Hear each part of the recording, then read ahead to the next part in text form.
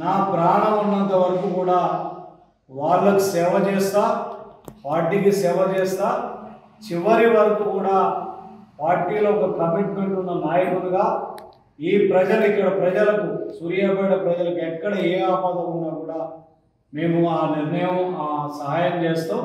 ముఖ్యంగా ఈరోజు రేవంత్ రెడ్డి గారి ద్వారా ఏదైతే 6 గ్యారెంటీలు కానివ్వండి, అమరవీరుడు తెలంగాణ ఉద్యమకారులు ఏ తెలంగాణ కావాలని కోరుకున్నారో ఆ తెలంగాణ నిర్మాణంలో మేమందరం కూడా రేవంత్ రెడ్డి గారు ఏమంటే కాంగ్రెస్ పార్టీ ఏమంటుంటున్నామని కూడా ఈ సందర్భంగా తెలియజేస్తూ, ఎవరైతే ఇలాంటి ఆరోపణలు చేస్తున్నారో వాటిని మరి ఖచ్చితంగా మరి ఆపాలని కూడా హెచ్చరిస్తున్నాం.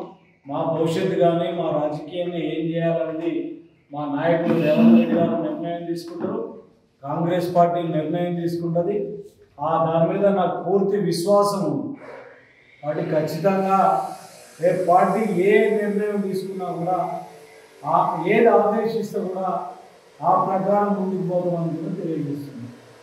టికెట్ ప్రకటన సంప్రదించడం ఇంకేమైనా ఆల్టర్నేట్ ప్రపోజ్ చేశారు? అంటే కాంగ్రెస్ పార్టీగా ఎమ్మెల్యే టికెట్ విషయంలో కూడా నన్ను సంప్రదించడం జరిగింది, పార్లమెంటు విషయంలో కూడా నన్ను సంప్రదించడం జరిగింది. ఖచ్చితంగా ఒక సముచితమైన నా గౌరవానికి తగ్గట్టు ఒక సముచితమైన స్థానం ఇస్తామని చెప్పి కూడా మా నాయకులు ఏఐసిసి నాయకులు, పిసిసి నాయకులు కూడా ఒక స్పష్టమైన హామీ ఇవ్వడం జరిగింది.